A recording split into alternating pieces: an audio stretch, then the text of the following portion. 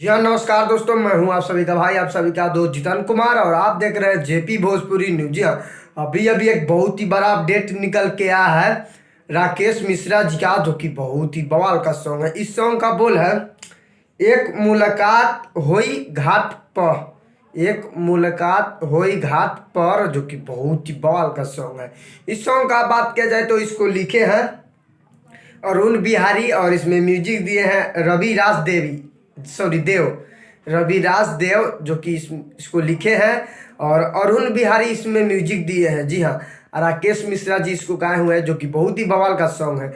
इस सॉन्ग कल सुबह 21 अक्टूबर सुबह 6:45 पर RMP म्यूजिक यूट्यूब चैनल से आप सभी को वीडियो देखने को मिल जाएगा। जी हाँ, हम बता दें कि कल सुबह 21 अक्टूबर के सुबह 6:45 पर RMP म्यूजिक यूट्यूब चैनल से आप सभी को वीडियो देखने को मिल जाएगा। जी हाँ, तो आप लोग देखना ना भूलें। तो फाइनली वीडियो समाप्त करते हैं। आई होप कि आप सभी को वीडियो पसंद आया हो, तो प्लीज़ एक लाइक कर दें और हमारे चैनल पर नए हो तो चैनल को सब्सक्राइब कर दें और बेल आइकन ऑन कर दें, क्योंकि मैं भोजपुरी से रिलेटिव ऐसा ऐसा वीडियो लाते रहता हूँ।